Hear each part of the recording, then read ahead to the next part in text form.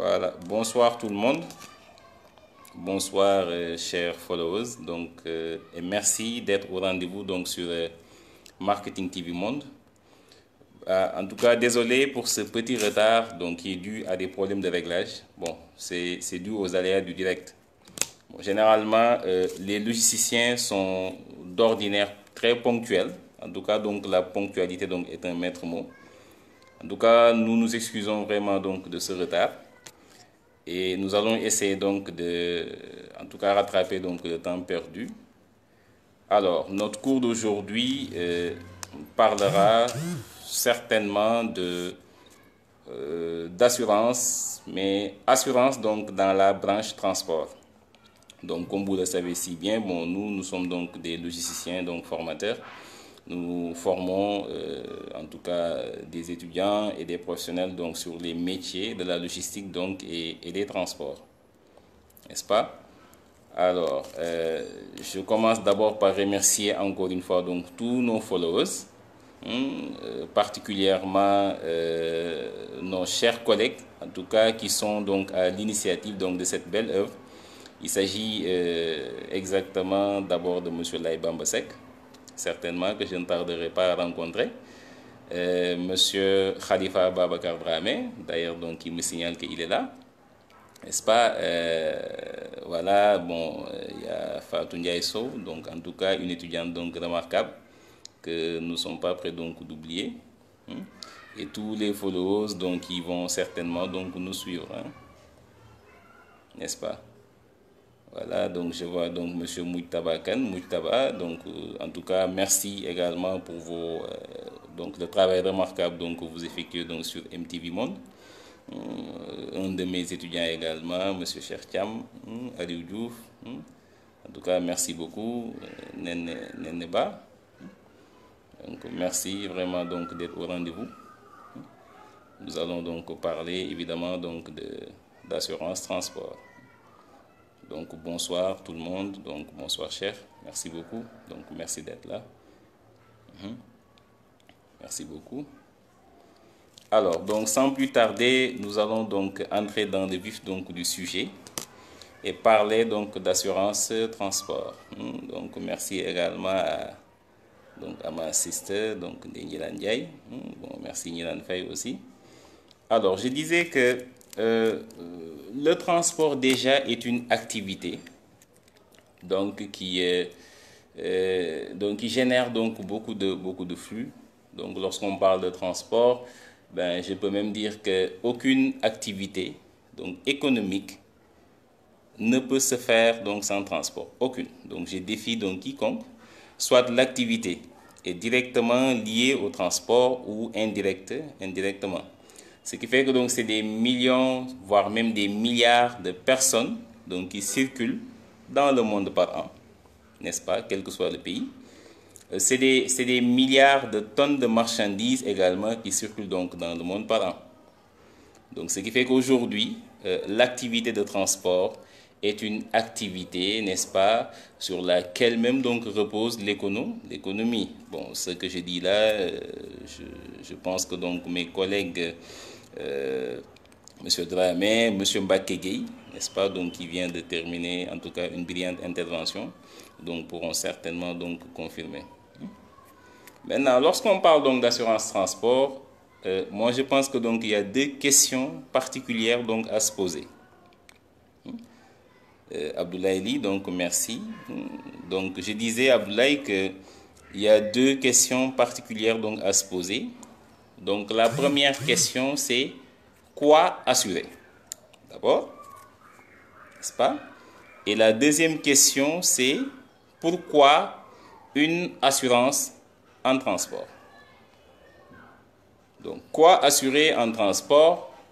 Évidemment, donc on peut assurer d'abord le matériel de transport. Bon, on sait que donc il existe plusieurs modes de transport.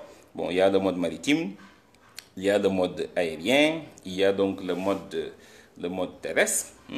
Donc dans les transports terrestres, vous avez le transport routier, vous avez également le transport ferroviaire, vous avez également le transport fluvial, n'est-ce pas? Bon, j'ai même entendu M. Khalifa Babakar Dramé récemment parler également donc des pipelines, donc les aqueducs, donc les oléoducs et les gazoducs. En tout cas, mais ce qu'il faut retenir d'emblée, c'est qu'il y a 3 modes de transport. Donc si je prends le mode maritime, je viens de dire tantôt que lorsqu'on parle d'assurance transport, on peut assurer donc le matériel de transport. Alors si on prend donc le mode maritime, évidemment le matériel de transport donc à assurer serait donc le navire. N'est-ce pas?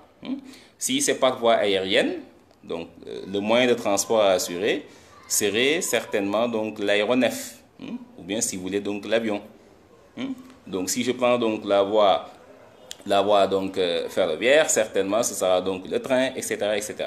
Maintenant, lorsque c'est le matériel de transport que l'on doit assurer, on parlera donc d'assurance corps. Assurance corps, corps avec C-O-R-P-S.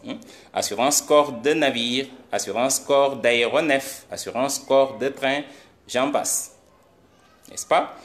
Alors, je reviens encore sur ma question. J'avais demandé donc qu'est-ce qu'il faut assurer? Donc, quoi assurer? On peut également assurer les marchandises. Vous me suivez? Alors, si c'est les marchandises donc qui sont assurées, alors on parlera donc de l'assurance faculté. Donc, à chaque fois qu'on entend assurance faculté, donc c'est les marchandises donc qui sont assurées. Je reviens encore sur ma question. J'avais tantôt dit donc qu'est-ce qu'il y a lieu donc d'assurer. On peut également assurer donc les personnes. Et si je dis donc personnes, alors donc il y a 2 types de personnes à identifier. On peut identifier donc le voyageur, donc la personne qui achète son billet d'avion et qui doit voyager donc par air avec la compagnie, par exemple Air Sénégal SA, n'est-ce pas? Et sur cet avion-là, il n'y a pas que les voyageurs, que les PAX, ou bien donc les passagers. Dans cet avion, évidemment, donc il y a un personnel navigant. Donc le personnel navigant, il s'agit donc de qui exactement? Donc du commandant de bord, donc le CDB, comme on l'appelle donc communément donc dans le langage de l'aéronautique. Le CDB, et également, il est assisté aussi donc par un copilote, ou bien un officier pilote de ligne, OPL. Bon, eux deux, c'est les personnels navigants techniques. Mais il n'y a pas que eux aussi donc dans l'avion. Il y a aussi donc les hôtesses de l'air donc et les stewards, n'est-ce pas? Les hôtesses donc les stewards, donc eux c'est le personnel navigant de cabine. Avant on disait personnel navigant commercial, mais maintenant donc c'est le personnel navigant de cabine. Donc voici les personnes donc qu'il y a à assurer donc dans un aéronef. Alors si je prends l'exemple donc d'un minibus Tata au Sénégal, donc qu'est-ce qu'on a?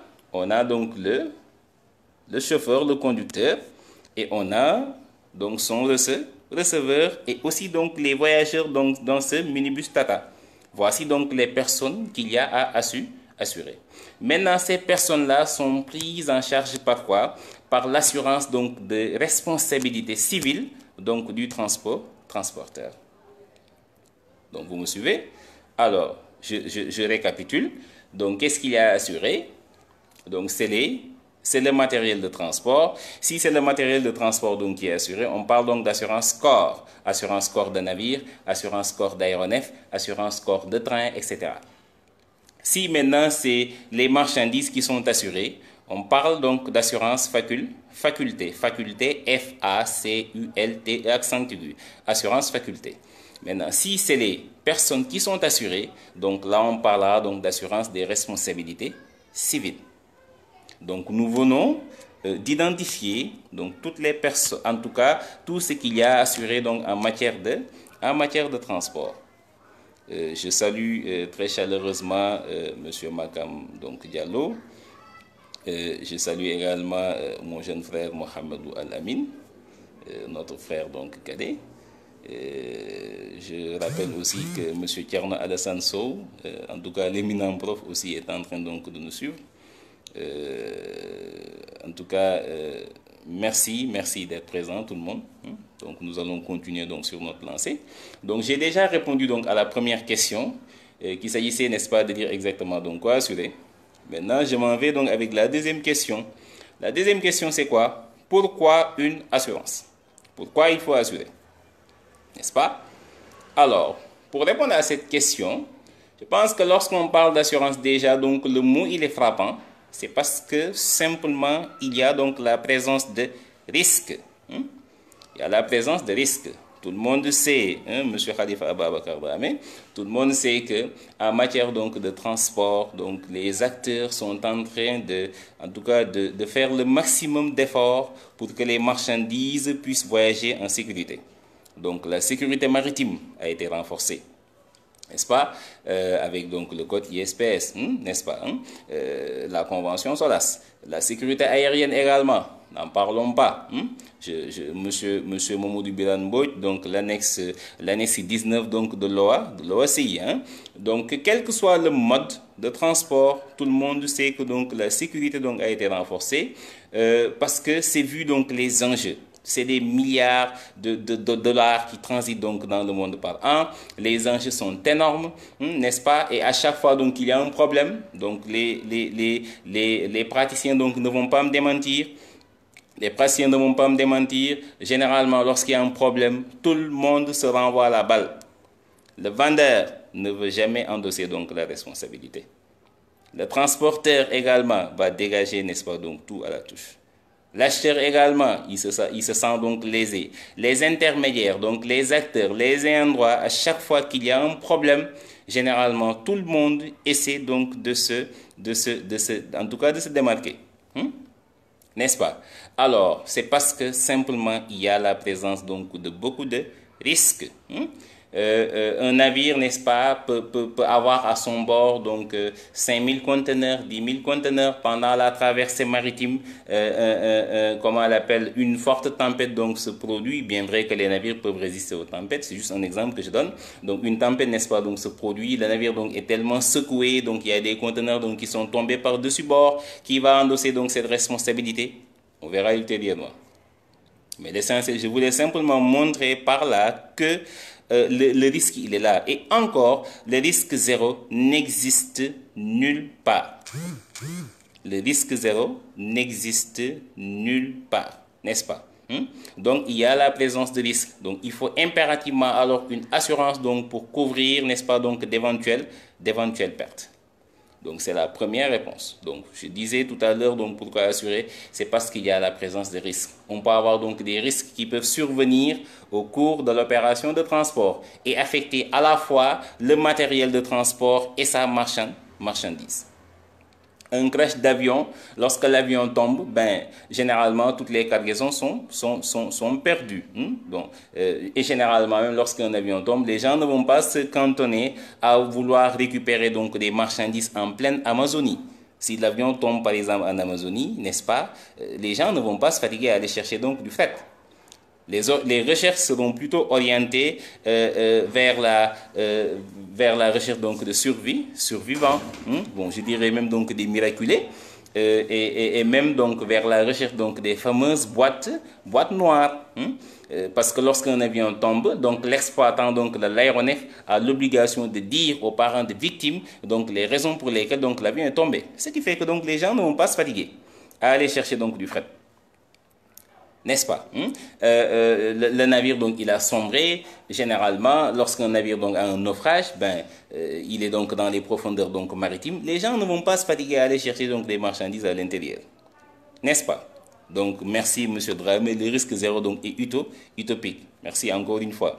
Monsieur Chimerwad, l'excellent, l'éminent prof. Donc, en tout cas, moi, mon fiscaliste donc, préféré. Donc, merci pour vos encouragements. Alors, je disais que, donc, face à tous ces problèmes, à tous ces risques, une marchandise qu'on est en train donc, de manutentionner donc, dans le port, en passant, je salue également mon frère, ami et ancien étudiant, Monsieur Kébé Pape Alassane. Des marchandises sont en train d'être manutentionnées, donc les appareils qui servent donc à soulever donc les colis peuvent se rompre et les colis tombent. Donc ce qui fait que il y a tout le temps donc des risques donc dans la chaîne logistique internationale. C'est la raison pour laquelle donc impérativement il faut une assurance en matière donc de transport. Alors deuxième raison, vous savez donc dans certains pays l'assurance transport je prends l'exemple, l'assurance donc des marchandises a été rendue obligatoire. Je prends donc l'exemple du Sénégal. Je prends l'exemple du Sénégal. Au Sénégal, particulièrement, il y a une loi sénégalaise qui impose aux opérateurs économiques d'assurer donc toutes les marchandises importées, quel que soit le mode de transport. Donc c'est quelle loi? C'est la loi 83-47 du 18 février 1983 ainsi que son décret d'application. Alors cette loi même donne 3 obligations. Il y a une triple obligation. Donc première obligation, obligation d'assurance de toutes les marchandises importées, quel que soit le mode de transport. Quel que soit le mode, que ça vienne par voie maritime, que ça vienne par voie aérienne, que ça vienne par voie routière, par voie ferroviaire, vous avez l'obligation d'assurer donc ces marchandises. Alors, Monsieur Mbakege, donc tout à l'heure, avait même parlé donc de valeur en douane.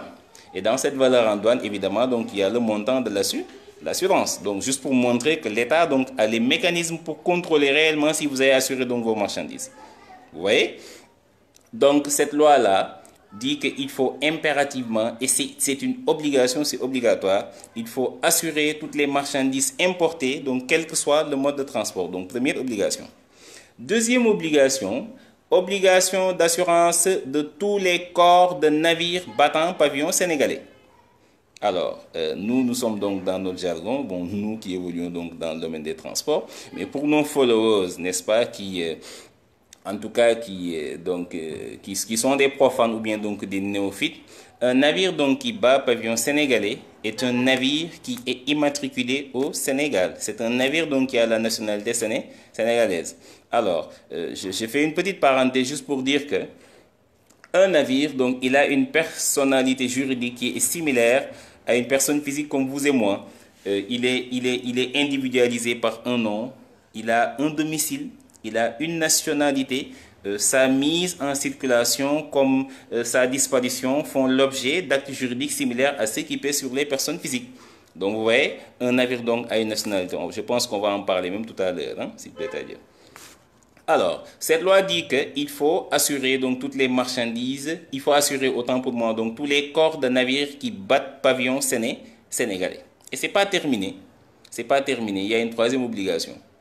Cette loi dit que l'assureur doit être impérativement donc domicilié au Sénégal. Qu'est-ce qu'on veut dire par là? On veut simplement dire que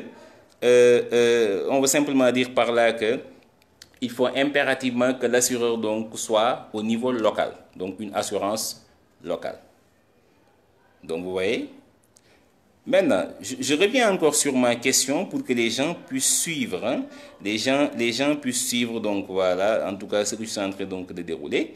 Mais avant ça, j'en profite également pour remercier donc, tous nos followers là, Abdoulaye Bagayogo, comment dirais-je, Papa Babacar Ndiaye, en tout cas un étudiant modèle, en tout cas qui m'a terriblement marqué. Monsieur, comment dirais-je, monsieur Pafal Nyambe, en tout cas mon cher ami Nyambe Fall, vraiment qui abat également donc d'excellentes choses donc dans le domaine du transit et de la logistique surtout. En tout cas, merci donc de me suivre donc sur Marketing TV Monde. Alors, je continue. Je disais que donc la question c'était quoi exactement? J'avais dit donc pourquoi assurer. Donc je viens de donner donc 2 raisons. La première raison, donc, pour récapituler, j'avais dit que donc, c'est parce qu'il y a la présence donc de risques. La deuxième raison, c'est quoi exactement? C'est parce que dans certains pays, l'assurance donc transport a été rendue obligatoire. La troisième raison, c'est qu'il faudra l'appréhender sur la diversité donc des textes de loi applicables en matière de transport et surtout le régime de responsabilité. N'est-ce pas? Vous savez qu'en matière de transport, donc, il y a une panoplie de textes de loi applicables en matière de transport, de contrats de transport. Je donne l'exemple de quelques conventions. Monsieur Khalifa Ababakar Dramé en a parlé donc récemment donc, dans ses lives. Je prends l'exemple donc d'une convention applicable en matière de contrat de transport maritime, n'est-ce pas, de marchandises, la convention de Bruxelles, n'est-ce pas, donc 1924. Donc, la Convention également, donc les règles d'Hambourg, la Convention des Nations Unies sur l'unification de certaines règles applicables en matière de contrat de transport de marchandises par mer. Donc, 31 mars 1978, par exemple. Alors, je pense ces deux conventions, par exemple. Vous savez, en matière de droit des transports, surtout lorsqu'on parle des régimes de responsabilité, donc il y a des choses en tout cas, à connaître. Par exemple, l'étendue de cette responsabilité. Bon, je parle de la responsabilité donc du transporteur. Lorsque je dis donc étendue de responsabilité, je parle sous le contrôle donc des juristes. Là, c'est-à-dire quand est-ce que donc la responsabilité commence et quand est-ce qu'elle prend fin. C'est ce que j'entends par étendue. Ça commence donc à tel point et ça se termine donc à tel point. N'est-ce pas? Par exemple la Convention de Bruxelles, où on dit que il y a un sectionnement donc légal du contrat de transport, n'est-ce pas, comme le dit donc le doyen René Rodière. Parce que là-bas, la responsabilité commence quand est-ce? Pendant, n'est-ce pas, le chargement à bord du navire, durant donc la traversée maritime, donc du port de départ au port de destination, n'est-ce pas? Et au moment également donc du déchargement.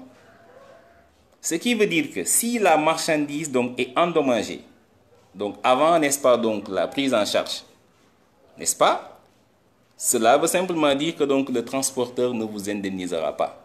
Vous avez alors tout intérêt donc à payer une assurance. Si par exemple la marchandise donc est endommagée après que le transporteur ait effectué donc son opération de débarquement aussi, là aussi vous ne serez point indemnisé par le transporteur. Parce que simplement, les dommages se sont produits, n'est-ce pas, donc après, n'est-ce pas, le débarquement. Donc vous voyez, alors d'où l'intérêt donc de payer une assurance. Et tout le monde sait également qu'en matière de contrat de transport, également donc les textes là, ont prévu, n'est-ce pas, donc des causes d'exonération de responsabilité. Si par exemple il y a un événement qui en tout cas qui a causé donc ce dommage et que cet événement-là fait partie donc des causes d'exonération, vous ne serez point indemnisé. Je donne l'exemple de la Convention de Bruxelles. Par exemple, l'innavigabilité donc du navire donc, est une cause d'exonération de responsabilité. Si par exemple donc les dommages sont la résultante donc d'une innavigabilité du navire, le transporteur ne vous remboursera point, il ne vous donnera un rond. Alors vous avez tout intérêt aussi donc à payer une assurance, n'est-ce pas? Je donne l'exemple de la tempête. Lorsqu'une tempête se produit, n'est-ce pas, sous l'empire de la Convention donc de Bruxelles, donc la tempête a causé donc des dommages à vos marchandises, donc vous ne serez point indemnisé.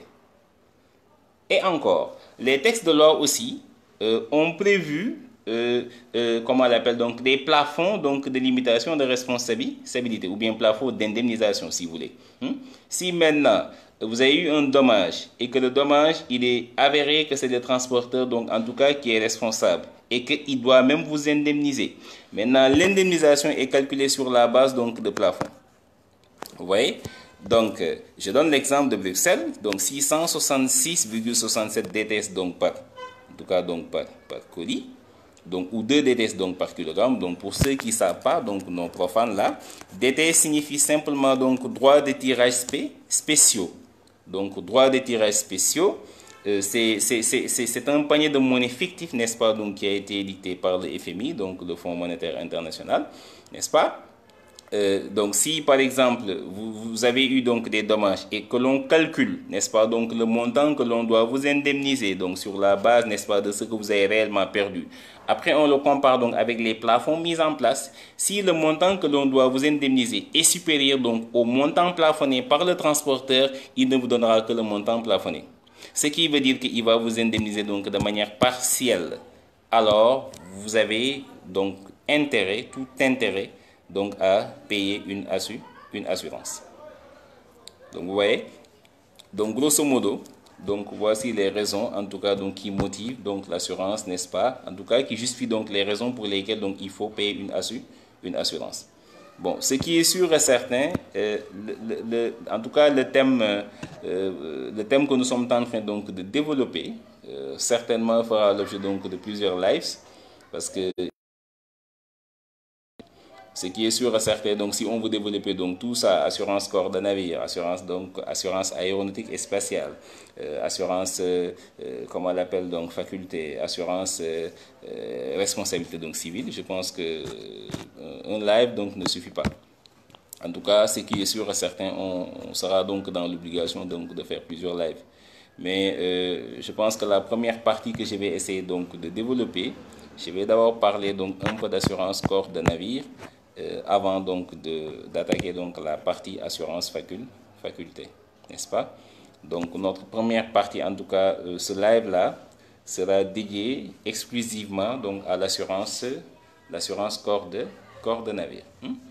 Alors, avant de continuer, je tiens quand même à saluer aussi donc certaines personnes qui sont en train donc de nous suivre, hein, donc tous nos followers là. En tout cas, Mam Saliou, merci vraiment, cher Thiam. Oui, donc il y a cher Thiam qui me dit, donc on peut dire qu'un navire est comme un être humain. En tout cas, je ne dirais pas que c'est comme un être humain parce que l'être humain, lui, en tout cas, il est exceptionnel. Mais il a une personnalité juridique donc qui est similaire à une personne physique, donc comme vous et moi. Comme je l'ai dit, il est individualisé par un nom. Vous ne verrez jamais un navire sans nom, à moins que ça ne soit un navire pirate. Il a une nationalité, il a un domicile, et comme je l'ai dit, donc sa mise en circulation, comme sa disparition, font l'objet d'actes juridiques similaires donc à ceux qui pèsent donc sur les personnes physiques chères. Mais c'est trop dire peut-être de dire que c'est comme un être humain. N'est-ce pas? Mam Seyne Boudjenba, merci beaucoup, Papi Ba. N'est-ce pas? Merci beaucoup. Merci tout le monde. Pape Babacar Ndiaye, bon, qui me parle même donc de faute nautique. Oui, c'est vrai que donc la faute nautique, donc faute de navigation. Bon, je donne l'exemple du Titanic. Donc ce qui s'est passé avec le Titanic, donc c'est une faute nautique, donc une faute de navigation, parce que les gens auraient dû gérer donc la vitesse de navigation donc du navire, parce qu'on était donc en période de froid, mais ils l'ont mal apprécié. Et puis ils ont, d'après ce qu'on a vu également dans le film, également donc les informations qu'on a cherchées à gauche et à droite, en fait le constructeur même de ce navire avait surévalué donc son navire. C'est la raison pour laquelle il s'en est suivi, donc voilà. Donc la triste tragédie. Mais si je prends donc l'exemple du bateau de Diola, Papa Bakar, je pense que ce n'est pas une faute nautique, mais c'est plutôt une faute commerciale. Peut-être qu'on aura également l'occasion donc d'en parler. Merci beaucoup l'éminent collègue donc Khalifa Diaby. Merci beaucoup. Merci également à Soda Kabir Diao, donc mes anciens d'étudiants d'ITECOM, Oumar Douf, Maë Khadi Diao. N'est-ce pas? En tout cas, merci également à Issatou Saluning. En tout cas, merci donc à tous les followers. Alors, maintenant, lorsque un armateur, donc pour ceux également qui nous suivent, donc un armateur ou bien ship owner, ou bien propriétaire de navire, exploitant donc de navire, gestionnaire donc de navire, en tout cas on peut dire tout ça.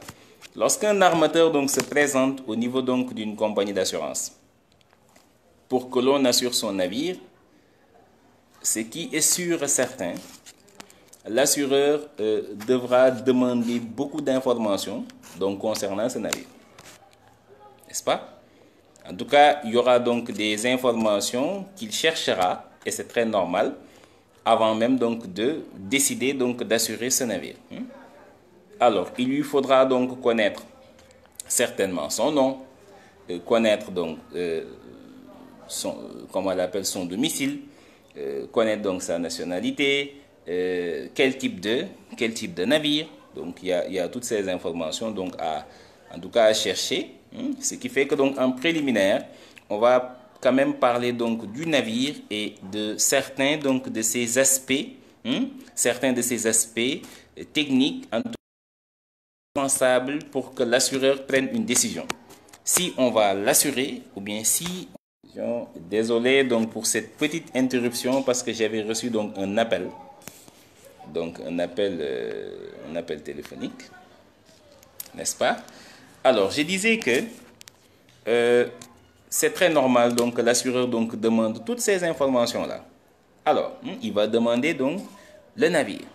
Alors, pour nos amis profanes, un navire, c'est juste un bâtiment de mer. Un navire donc est qualifié donc de bâtiment de mer. Donc, bâtiment de mer, c'est un engin flottant donc qui est destiné à la navigation maritime et qui est doté donc de ses propres moyens donc de propulsion et est conçu afin d'affronter donc les péripéties de la haute mer. N'est-ce pas? Alors, le navire est un bâtiment de mer. Donc, le terme bâtiment, en tout cas, pour un profane, peut-être que ça va gêner. Parce qu'un bâtiment, il est immeuble, donc il est fixe. Alors que tout le monde sait que le navire, lui, il est doté donc de moyens de se déplacer. Comme je l'ai tantôt dit, donc de moyens d'autopropulsion. N'est-ce pas? Vous voyez? Donc, c'est un bâtiment de mer. C'est parce que simplement, il est meuble et il est immeuble. Parce que il faut simplement retenir que il a un caractère donc qui est hybride. Il est à la fois meuble, il est immeuble. Il est meuble parce qu'il est susceptible donc de se déplacer, mais il est immeuble donc parce que il est soumis à certaines obligations qui pèsent sur les immeubles. Généralement, on dit même qu'il est immeuble donc par destination. Il est meuble par nature, mais il est immeuble par destination, n'est-ce pas? Alors, un navire, il a donc des caractéristiques qui sont indispensables donc à son exploitation, n'est-ce pas? Alors, première caractéristique, c'est quoi? C'est le nom. Donc, il a un nom. Il a un nom. Donc, le nom est choisi donc par le propriétaire, évidemment. Bien vrai qu'il y ait donc certaines restrictions. Bon, je pense que je n'ai pas entré donc dans, n'est-ce pas? Donc, je n'ai pas détaillé. Il a un nom, n'est-ce pas? Et le nom là, il est toujours inscrit aussi sur la coque donc du navire, et c'est obligatoire. Il a une nationalité. Bon, la nationalité, on l'appelle également donc le pavillon. N'est-ce pas? Un navire qui, je l'ai tantôt dit, donc un navire qui bat pavillon sénégalais. Donc le pavillon, ce n'est rien d'autre que la nationalité, n'est-ce pas? Le navire donc a son pavillon, n'est-ce pas? Donc sa nationalité, n'est-ce pas? Et comment dirais-je, juste une petite précision, M. Khalifa Babacar Dramé certainement donc va me le demander. Un navire et son propriétaire doivent normalement être de même nationalité. Je suis sénégalais, normalement mon navire donc doit être sénégalais. Je dois l'immatriculer donc ici, en tout cas dans un port sénégalais. Évidemment le port autonome donc de Dakar. Alors, comment peut-on comprendre maintenant que M. Mbacké Gueye soit sénégalais et qu'il aille donc dans un pays comme le Panama donc pour immatriculer donc son navire? Donc cela paraît donc un peu invraisemblable. Alors on se pose même la question, mais qu'est-ce qui le lie donc à ce pays? Pourquoi donc ne pas rester donc au Sénégal, mais aller donc dans un pays comme le Panama? Bon, je l'ai cité et c'est pas fortuit. Lorsqu'on dit Panama, généralement donc les gens pensent au paradis fiscaux, et c'est réellement donc en tout cas donc la raison, n'est-ce pas? Donc il a une nationalité, n'est-ce pas? Il a aussi un domicile. Ces trois informations là, le nom, la nationalité, le domicile, en tout cas ça compte beaucoup pour l'assureur donc qui veut signer un contrat d'assurance donc avec l'armateur, parce qu'au niveau du domicile, il y a toutes les informations qui concernent à la fois donc le navire et son propriétaire. Est-ce que le propriétaire il est solvable? On peut le vérifier là-bas. Est-ce que le navire donc n'a pas fait donc l'objet d'hypothèque? C'est toujours vérifiable au niveau donc du domicile, n'est-ce pas?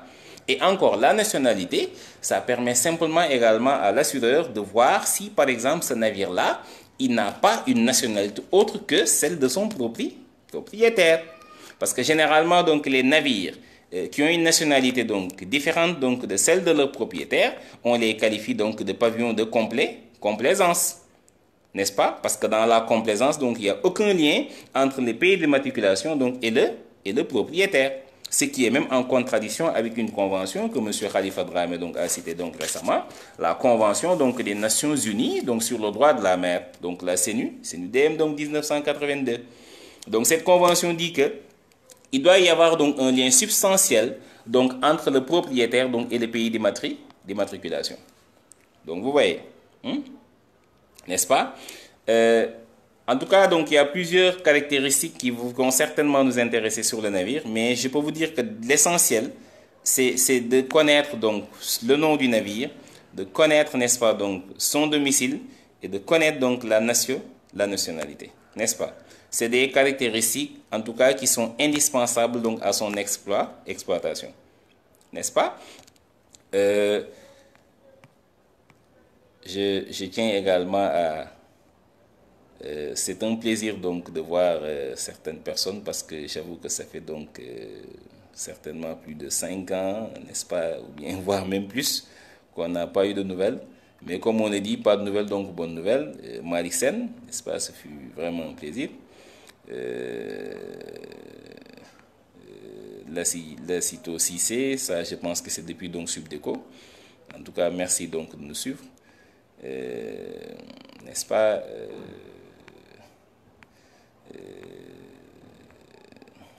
en tout cas, vous êtes nombreux donc à nous suivre donc aujourd'hui donc sur Marketing TV Monde. Nous allons donc continuer, n'est-ce pas? Alors, l'assureur également, il sera certainement intéressé par certains aspects techniques donc du navire.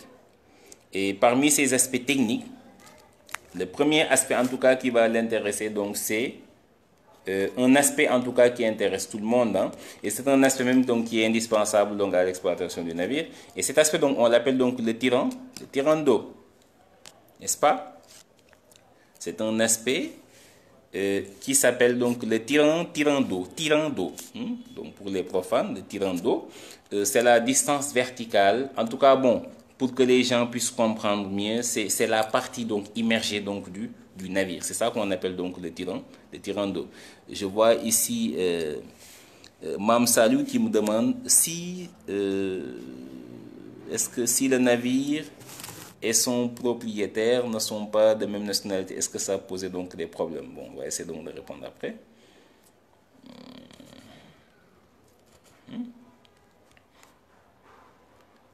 D'accord. Alors, je disais, donc le tirant d'eau, donc c'est la distance verticale, ou bien si vous voulez, donc c'est la partie immergée donc du navire, hein. Donc c'est la partie, n'est-ce pas, donc qui s'est enfoncée, n'est-ce pas, donc pour le navire. Donc c'est le premier premier aspect technique. Donc le deuxième aspect technique également que l'assureur donc va certainement regarder, c'est un aspect qui s'appelle donc le port en lourd. Le port en lourd. Le port en lourd, c'est quoi? C'est la capacité donc maximale que peut transporter donc un navire. N'est-ce pas? En tout cas, c'est important. Donc, c'est un élément qui est très important pour l'assureur. Parce que ce port en lourd-là, en tout cas, peut influer même donc sur la tarification que l'assureur donc vous fera concernant donc la prime que vous verserez plus tard. N'est-ce pas? Alors, le port en lourd. Le troisième aspect technique, donc, qui va certainement aussi intéresser l'assureur, donc, c'est ce qu'on appelle donc le tonnage. Donc, le tonnage. Le tonnage. Le tonnage, donc, on dit tonnage, mais en réalité, c'est le volume donc, du navire. Donc, c'est le volume du navire. Pourquoi on dit tonnage? Parce que simplement, ce volume-là est exprimé en tonneaux de jauge, donc TJ, en tonneaux donc, de jauge. N'est-ce pas? Le tonnage de jauge, donc, c'est une unité de mesure anglaise donc, qui est équivalente à 2,83 mètres cubes. N'est-ce pas? C'est le volume du navire, n'est-ce pas? Il est exprimé, oui, comme le dit Cheikh Thiam, il est exprimé donc en tonneaux de jauge, donc un TJ est égal à 2,83 donc mètres cubes. N'est-ce pas? Alors, je m'arrête un peu pour dire que le port en lourd et l'assiette, tantôt nos amis de la douane là, M. Bakege a tantôt donc d'assiette donc de calcul. Donc, lorsqu'il parlait donc de sa fiscalité douanière. Alors, en assurance transport aussi, ce qui est sûr et certain pour calculer, n'est-ce pas, donc le montant de la prime d'assurance, ce qui est sûr et certain, il y aura une assiette donc de calcul, n'est-ce pas? Alors pour les comment dirais-je donc pour les navires, les navires, le port en lourd sera l'assiette donc de tarification donc des corps de commerce, On va y revenir donc tout à l'heure, n'est-ce pas? Et pour le tonnage, donc ce sera donc l'assiette donc de tarification donc des corps de pêche entre autres. N'est-ce pas? En tout cas, donc ces deux assiettes, ces deux éléments, ces deux aspects techniques donc qui sont indispensables donc à l'exploitation donc du navire. N'est-ce pas? Alors, je récapitule. Donc, je disais tantôt que au niveau de l'assureur, donc il y a trois éléments en tout cas qu'il va regarder particulièrement. N'est-ce pas? Éléments techniques. Vous avez donc le tirant d'eau. Vous avez également donc le port en lourd. Et vous avez également donc le tonnage. Hein? Bien vrai qu'il y ait quand même donc pas mal d'aspects techniques hein, qu'on n'a pas cités donc concernant donc le navire. N'est-ce pas? C'est bon? Alors, je continue. Au niveau également de l'assureur, il va certainement aussi se questionner donc sur la typologie donc du navire. Quel type de navire donc voulez-vous assurer? Est-ce un tanker, n'est-ce pas? Donc c'est ce qu'on appelle donc les pétroliers. Donc c'est pour le transport donc d'hydrocarbures. Est-ce que vous voulez assurer donc votre porte-conteneur, donc container ship, donc ou bien box ship? N'est-ce pas? Est-ce que vous voulez assurer votre tonnier ou bien est-ce que vous voulez assurer, n'est-ce pas, votre céréalier? Est-ce que vous voulez assurer, n'est-ce pas, donc votre chalutier? Alors, l'assureur, c'est sûr et certain que il va, ou bien votre roro, comme le dit donc Cheikh Thiam, ou bien votre cargo, n'est-ce pas? En tout cas, lui, la typologie donc du navire donc l'intéresse particulièrement. C'est encore une fois aussi pour calculer, n'est-ce pas, donc ce qu'il a à calculer concernant par exemple donc les primes que vous allez verser, n'est-ce pas? Bon, ça, on va certainement le développer donc dans d'autres vidéos. En tout cas, il va s'intéresser donc à ça. Il faut impérativement qu'il sache donc quel type de navire donc vous voulez assurer. Mais maintenant, lui, il va pas chercher, il va pas essayer donc de mettre une assurance, n'est-ce pas, pour, enfin, un montant de prime donc pour chaque type de navire. Ce qu'il va simplement faire, c'est d'identifier donc des types de navires.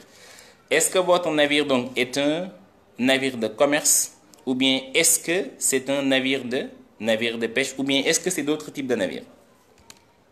Alors, qu'est-ce qu'il entend par navire de commerce? C'est tout ce que vous avez comme porte-conteneur, comme roro, comme cargo, les tankers, les céréaliers, comment dirais-je, les grumiers. Tout ça donc sont des navires de commerce. Et d'autre part, donc il identifie donc les navires de pêche. Alors, les navires de pêche sont des navires qui sont destinés exclusivement à une activité donc de pêche. Donc c'est facile. Donc ce qui veut dire que donc ce qui n'est pas un navire de pêche est forcément donc un navire de commerce. Maintenant évidemment donc il y a d'autres types de navires, n'est-ce pas, donc des navires qui ne sont pas destinés donc aux activités, n'est-ce pas, donc de transport de marchandises. Donc je parle certainement donc des comment on appelle, des remorqueurs. Donc c'est des navires qui sont destinés à faire exclusivement donc du remorquage. Comment dirais-je, les lamas, les lamaneurs, donc les vedettes de l'amanage qui aident, n'est-ce pas, lorsqu'on doit accoster donc un navire. Donc ça, on les considère comme étant donc d'autres types de navires. Donc les navires offshore, donc n'est-ce pas, donc pour l'exploitation des pétroles, donc n'est-ce pas, en tout cas donc au niveau de la mer. Donc ça, c'est d'autres types de navires, n'est-ce pas? Alors, je m'en vais encore parler un peu également donc de certains documents, n'est-ce pas, Ndiémé-Sek, de certains documents, n'est-ce pas, que normalement l'assureur donc devrait vous demander avant même donc de prendre en charge votre navire, n'est-ce pas? Donc il y a des documents qui sont indispensables à l'exploitation donc du navire et que forcément donc l'assureur va vous le demander. Et parmi ces documents, évidemment, il va vous demander, n'est-ce pas, donc j'ai tantôt dit que le navire donc était considéré, enfin avait une personnalité juridique donc comme une personne.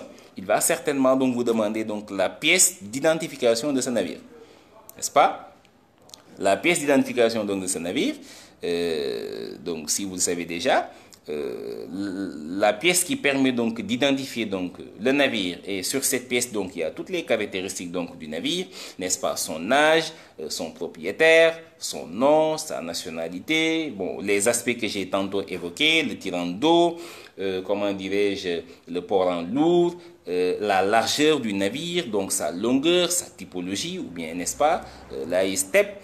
Donc tout ça, il va figurer, tout cela, donc en tout cas va figurer donc, dans un document qui s'appelle donc le Ship's Particular. Donc le Ship's Particular, merci cher Thiam, donc ça c'est la pièce d'identification donc du navire. Ce qui est sûr et certain, donc l'assureur donc va vous le demander, n'est-ce pas? Entre autres, il va vous demander donc d'autres types de documents. Peut-être qu'on n'aura pas de temps donc de tout donner, n'est-ce pas? Parce que nous sommes un peu pris donc par le temps et on a quand même démarré donc un peu en retard. En tout cas, il va vous demander donc des documents. Et le premier document que je viens de citer, donc c'est le Ship's Particular. Bon, le Ship's Particular, c'est quoi exactement? C'est la pièce donc d'identification donc du navire. C'est, si vous voulez, c'est comme une carte d'identité donc nationale, hein, CNI, n'est-ce pas? L'assureur également va demander à l'armateur de lui fournir un document qui s'appelle donc le rôle d'équipage. Bon, d'où l'expression enrôler donc l'équipage. Monsieur Dramé me dira certainement donc comment dirais-je comment on l'appelle donc le créoliste, hein? Donc le créoliste donc c'est la liste donc en tout cas donc de l'équipage donc du navire. Il va certainement donc vous le demander. Alors ce document là il est important parce que ce document là généralement les autorités portuaires même donc le réclament, hein? Lorsque vous voulez accoster donc votre navire, ils vont vous le demander. Ils vont vous le demander parce qu'ils veulent vérifier exactement donc qui est à bord du navire. Je pense que donc dans cette période donc difficile de notre existence donc avec le Covid-19 là, ce qui est sûr et certain, lorsqu'un navire donc devrait accoster, c'est comment on l'appelle, ils vont certainement demander donc qui est à bord. C'est qui le personnel navigant, donc c'est qui le ship officer, c'est qui le capitaine, comment on l'appelle, qui sont les matelots. Ils vont vérifier donc qui est qui, pour voir même s'il n'y a pas de clandestin. Par exemple, un navire, n'est-ce pas, qui a sauvé donc des partisans donc de Barça-Barzac au niveau donc en tout cas donc sur la mer Méditerranée. Généralement, on les embarque à bord donc du navire. Bon, c'est à des buts donc de sauvetage, hein. C'est à des buts donc de sauvetage. Mais ce qui est sûr et certain, il ne figure le Sénégalais là, certainement donc, je vais taquiner un peu donc mes cousins à plaisanterie, certainement un certain Modou Diop. Donc ce Modou Diop là, il ne figure pas donc en tout cas sur le crew list, donc sur le rôle d'équipage, mais le capitaine quand même. En tout cas, l'équipage fera en sorte, il faudra donc le mentionner donc quelque part. Le document donc sur lequel on va mentionner qu'il a été sauvé, n'est-ce pas, parce qu'il était en train donc de se noyer, bon, il était dans une période donc de fortune, ils les mettront donc dans un document qui s'appelle donc le journal de bord, n'est-ce pas? Ça également, c'est des documents, n'est-ce pas, en tout cas, qui vont certainement intéresser. En tout cas, ça fait partie donc des documents qui sont indispensables donc à l'exploitation donc d'un navire. Vous voyez? Ils vont également demander, n'est-ce pas, donc un document qui est très important, n'est-ce pas? Un document qui est très important, un document qui atteste que le navire donc, est dans un bon état de navigabilité et qu'il est bien entretenu. Ah oui, parce que moi, si je suis assureur et que vous voulez me présenter un navire que je dois, n'est-ce pas, donc assurer. Parce que l'assureur également, en tout cas, il a horreur donc d'indemniser. Donc ça... Les assureurs sont terribles, hein? Je ne sais pas s'il y a des assureurs donc, qui me suivent, mais en tout cas, tout le monde sait qu'ils sont terribles. Les assureurs sont terribles. Demandez à ceux qui ont déjà eu, donc, n'est-ce pas, donc, des sinistres. Avant que l'assureur donc, ne vous indemnise, c'est la croix et la bannière. Des fois, on peut courir donc, derrière une indemnisation donc, pendant toute une année, voire même peut-être 2 ans, ou bien même à vie. N'est-ce pas? Ce qui est sûr et certain, l'assureur, lorsqu'il devra assurer votre navire, il fera le maximum possible, n'est-ce pas, pour en tout cas cuisiner, avoir toutes les informations qu'il faut et voir que votre navire, n'est-ce pas, ne risque pas donc de courir un naufrage. Alors, il va certainement demander ce document-là qui s'appelle donc le certificat de côte. C'est un document attestant que le navire est bien suivi par une société de classification et qu'il est bien entretenu. Généralement, mes étudiants en 3e année de transport et logistique me demandent souvent, mais monsieur Ndiaye, est-ce que le bateau de Diola donc, avait un certificat de côte? Je ne saurais le dire. Mais ce qui est sûr et certain, c'est que Ce qui est sûr et certain, c'est que ce navire-là, ce qui s'est passé, comme je l'ai tantôt dit, hein, c'est plutôt une faute commerciale qu'une faute nautique. Hein. C'est plutôt une faute commerciale. Parce que simplement, le navire donc n'était pas dans un bon état d'entretien, tout le monde le sait. Le navire donc n'était pas dans un bon état de navigabilité, même si donc il y avait un certificat de côte. Ben, je sais pas donc comment on l'a obtenu. Et encore même, ce navire-là, le jour-là, tout le monde sait ce qui s'est également passé. Parce que d'après les dernières images donc, qui ont été visualisées, le navire, lorsqu'il quittait même le port des Ziguinchor, il commençait donc en tout cas, il avait tangué terriblement. S'inclinait terriblement. Donc c'est comme si on courait donc droit vers le naufrage. Bon, on a même l'impression que le centrage du navire donc n'a pas été bien fait. N'est-ce pas? Le centrage donc n'avait pas été bien fait parce que simplement le navire donc était déséquilibré. Vous voyez? N'est-ce pas? Alors, je continue. Hein. Bon, je vois également qu'il y a M. Khalifa Drame donc, qui me pose une question là. En cas de dégâts portant sur, comment dirais-je, sur un engin de transport, est-ce que l'assureur donc va indemniser donc la totalité des dégâts? Bon, je pense que je vais directement même répondre à la question, M. Dramé, parce que donc il reste plus donc beaucoup de temps. Normalement, lorsqu'on a un sinistre et que on présente, parce que normalement, lorsqu'on a un sinistre, bon, c'est vrai que je suis en train un peu donc d'anticiper, parce que nous ne sommes pas encore arrivés donc à la gestion donc des sinistres. Hein. Bon, là, je suis juste en train donc de développer donc sur le navire. Normalement, lorsqu'on a un sinistre et que l'on présente donc à l'assureur, comment dirais-je, tous les dégâts qu'on a eu à avoir donc sur notre engin de transport, en principe, l'assureur devrait indemniser donc la totalité donc des dégâts que vous avez obtenus, n'est-ce pas? Parce que vous avez emmené votre bien, il l'a assuré sur la base donc d'une valeur, n'est-ce pas? Vous voyez? Et que maintenant, si par exemple, donc vous avez eu donc des dégâts, en principe, il devrait donc rembourser donc les dégâts que vous avez subis. Mais tout le monde sait que ça ne se passe pas comme ça. Parce que généralement, si vous présentez même un montant à l'assureur, il prendra toujours donc le soin de défalquer quelque chose. Vous présentez 5 millions donc de dommages, lui, il fera en sorte, n'est-ce pas, donc de ramener à 2 millions. Et généralement, c'est comme ça que ça se passe. Bon, gestion des sinistres, donc on va revenir certainement donc là-dessus, donc peut-être donc dans d'autres lives, n'est-ce pas?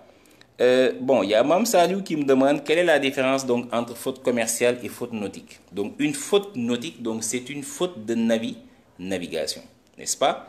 Et j'ai même donné donc l'exemple donc par exemple donc l'exemple de, comment dirais-je, du bateau le Titanic, le navire Titanic. Donc c'est une faute de navigation parce que ils ont mal apprécié. Comment dirais-je, le navire, je peux même dire qu'ils l'ont surévalué. Bon, c'est vrai que dans le film, il y avait donc c'est peut-être donc des exagérations, hein, lorsque le constructeur donc du navire avait dit que même Dieu, que Dieu me pardonne, même Dieu ne peut pas arrêter donc ce navire. Bon, c'était simplement pour montrer que, comment dirais-je, en fait, ils ont surévalué donc ce navire. Donc ça, c'est une faute donc de navigation, une faute donc qui est liée à la navigation, lorsqu'on était en train donc de conduire le navire. Mais une faute commerciale, là, c'est plutôt donc l'exploitation. Par exemple, j'avais tantôt donné donc l'exemple donc du bateau de Diola. Parce que si on dit par exemple que le bateau de Diola, il était surchargé. Donc ça, c'est plutôt l'aspect commercial. On a vendu donc trop de billets en tout cas que la normale. Tout le monde sait que donc un navire qui devrait peut-être accepter donc 700-800 passagers et on se retrouve avec plus de 2000 passagers donc à bord. Ça, c'est une faute commerciale, par exemple. Donc vous voyez, et puis même je dirais que c'est une faute inexcusable, hein, sérieusement, hein, parce que le navire donc a été surchargé. Donc vous voyez, et puis même, d'après les informations également qui ont été obtenues, Mam Saliou, il paraît que donc il y a eu des passagers qui ont été admis à bord et qui ne figuraient même pas donc sur le manifeste donc des passagers. Donc là c'est grave, parce que normalement, toute personne qui embarque donc à bord donc du navire devrait être manifestée. l'exemple donc du Covid-19. Supposons par exemple que l'on veut identifier donc les occupants donc d'un navire où il y a donc des, comment dire, des personnes contaminées et qu'il y ait donc des passagers clandestins qui ne sont pas sur les manifestes. Comment on va le savoir? Ça va être compliqué. Après, il faudra donc retracer. Donc, vous voyez, ce qui fait que normalement, toute personne donc, qui monte à bord d'un navire, normalement, devrait être manifestée. Bon, là, je peux dire que donc c'est plutôt une faute commerciale. N'est-ce pas? Merci, donc, monsieur, comment dirais-je, Elhaji Massal Senyan, donc, qui est un camarade, donc un promotionnaire, donc on a fait donc les vaches ensemble. Il y a mon éminent collègue aussi, Mohamed El Amin Sano, donc en tout cas, donc qui me pose une, je ne sais pas si c'est une question ou pas. En tout cas, il me parle donc des résultats donc raisonnables. J'aimerais peut-être donc savoir exactement donc ce qu'il veut dire. Je vois qu'il y a monsieur Mablay Fall aussi, donc qui nous suit. N'est-ce pas? En tout cas, monsieur Sano, nous sommes ravis d'être avec vous. Merci également à vous. On vous a suivi votre brillante intervention donc sur le supply chain management, n'est-ce pas? Merci donc à Patenias, oui, Titanic donc 1914 Paté, n'est-ce pas? En tout cas, n'est-ce pas? Merci également à Mbakegei donc qui me parle donc des polices donc d'assurance. Bon, comme j'ai dit, ce qui est sûr et certain, donc c'est juste notre premier live, mais je pense que tout ce qu'on a donc à développer ici, il faudrait impérativement donc qu'il y ait plusieurs autres vidéos, n'est-ce pas? Parce que avant peut-être que parce que je pense qu'il fait 19h21 bientôt donc l'heure de la prière. Je vais juste aborder rapidement les risques couverts, parce que lorsqu'on dit assurance transport aussi, il faudrait qu'on sache exactement donc qu'est-ce qui est couvert et qu'est-ce qui ne l'est pas. On va voir donc on va parler rapidement donc des risques couverts, les risques couverts en assurance corps de navire. Alors rapidement, qu'est-ce qu'on entend par risque couvert? C'est l'ensemble donc des dommages qui peuvent survenir, n'est-ce pas, au cours de l'opération de transport et qui peuvent provoquer des dommages sur le matériel de transport et peut-être même donc sur sa marchandise, n'est-ce pas, et qui sont couverts donc par les garanties d'assurance, n'est-ce pas? Je reprends, j'ai dit, on entend par risque couvert, donc l'ensemble des dommages qui peuvent survenir au cours de l'opération de transport, n'est-ce pas? Des événements plutôt pouvant survenir au cours de l'opération de transport qui peuvent provoquer, n'est-ce pas, donc des dommages, causer des dommages au navire, parce qu'on est en train de parler donc d'assurance corps de navire, au navire et probablement aussi à sa marchandise, mais qui sont quand même couverts par les garanties d'assurance corps de navire que nous verrons aussi ultérieurement. Et parmi ces risques couverts, bon, je vais y aller quand même un peu plus vite, n'est-ce pas? Parmi ces risques couverts, vous avez donc, comment dirais-je, le naufrage. Je commencerai évidemment par le naufrage.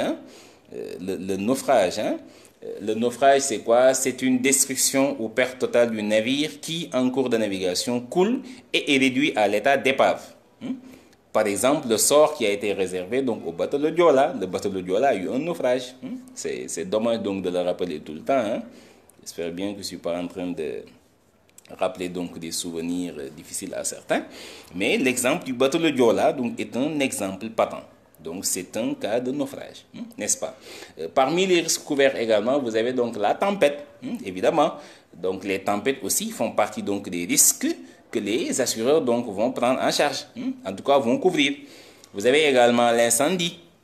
Alors l'incendie, il est causé, en tout cas il est couvert donc quelle que soit son origine. Mais évidemment, on est en train de parler donc d'incendie involontaire, mais pas l'incendie qu'on a mis volontairement. Là, on est en train de faire un acte de sabotage. On est en train donc de saborder même le navire. Donc vous voyez, donc il y a l'incendie, je l'ai cité, donc il y a la tempête également, il y a le naufrage également, je l'ai cité. Il y a également l'échouement. Échouement, lorsqu'un navire donc s'échoue de manière accidentelle. C'est quoi l'échouement? C'est lorsque le navire donc touche le fond de la mer par accident et cesse d'avancer. Ça également, ça fait partie donc des risques que les assureurs également donc vont couvrir. Donc, il y a également, comment dirais-je, l'assistance maritime, n'est-ce pas? L'assistance maritime. Je pense que peut-être que je vais m'arrêter à ça. L'assistance maritime, c'est quoi? D'abord, c'est obligatoire. Hein? L'assistance maritime a été rendue obligatoire. L'assistance maritime. Alors, moi je dis souvent, on est en train de conduire notre véhicule. On tombe sur un accident donc sur la route. La vidéo s'était interrompue à cause de l'appel à la prière. Alors, je disais que on est en train de conduire notre véhicule, on tombe sur un accident. Normalement, on devrait s'arrêter et aider. On devrait s'arrêter, ne serait-ce que pour peut-être passer un appel téléphonique, appeler donc les secours, parce que généralement, il y a des gens qui sont souvent très choqués, ils ne savent pas exactement quoi faire. Normalement, on doit s'arrêter, aider, n'est-ce pas? Même si ce n'est pas obligatoire. Mais normalement, on doit avoir donc l'obligation morale donc de s'arrêter et d'aider donc la personne, en tout cas l'accidenté ou bien donc la victime. Maintenant, en transport maritime, l'assistance maritime a été rendue obligatoire, n'est-ce pas? Et c'est quoi l'assistance maritime? C'est l'aide apportée par un navire assistant à un autre en détresse, n'est-ce pas? Maintenant, l'aide que le navire assistant apporte au navire assisté fait l'objet d'une rémunération dès lors que le résultat donc est positif. Donc c'est ce qu'on appelle donc la fameuse règle donc du no cure, no pay. Bon, ça je laisse même les spécialistes du droit maritime, et M. Drame et autres là, peut-être donc ils vont le développer. N'est-ce pas? Bon, il y a l'assistance maritime. Bon, peut-être que je ferai d'autres lives où je reviendrai donc sur les risques couverts. Bon, il y a également l'abordage. L'abordage, c'est quoi? C'est la collision, c'est le heurt donc entre deux navires ou bien entre un navire, une installation fixe, mobile ou flottante, hein? N'est-ce pas? En tout cas, je pense que je vais m'arrêter à ça. Donc, encore une fois, donc, je tiens à remercier donc, tous nos followers donc, sur Marketing TV Monde. Et je remercie également donc, les initiateurs donc, en tout cas, donc, de cette belle émission qui nous permet également, nous, formateurs en logistique, donc, de partager avec nos étudiants, avec également donc, des professionnels et également, comment dirais-je, bon, ceux qui s'intéressent donc aussi à ce secteur donc d'activité et ceux également qui s'y connaissent pas. En tout cas, je pense en tout cas avoir donné des informations qui certainement peut-être vont vous servir. En tout cas, donc dans votre quête donc insatiable donc de connaissances. Et comme je disais tout à l'heure, c'est pas fini, c'est le premier live, donc certainement je vais continuer. Après les risques couverts, donc il y a beaucoup de choses également à voir, mais comme je disais, on ne peut pas le faire donc juste donc avec un live. Donc merci à tous. Je remercie encore vraiment Aliou Diouf, Papa Babacar Ndiaye, mon étudiant Moussa Djibrine Abba. Merci beaucoup. En tout cas, merci beaucoup à mon collègue, M. Mohamed Lamine Sano, M. Mbake Gueye, Laïbamba, encore une fois, donc merci de m'avoir donné l'occasion donc de parler dans Marketing TV Monde. J'en profite également pour donc juste rappeler aux gens qu'avec cette pandémie-là, il faut impérativement respecter donc tout ce que l'État est en train donc de faire donc pour que la maladie donc ne se propage pas davantage. Donc respectons en tout cas donc les gestes barrières. Et sur ce, donc je vous souhaite bonne soirée. Merci.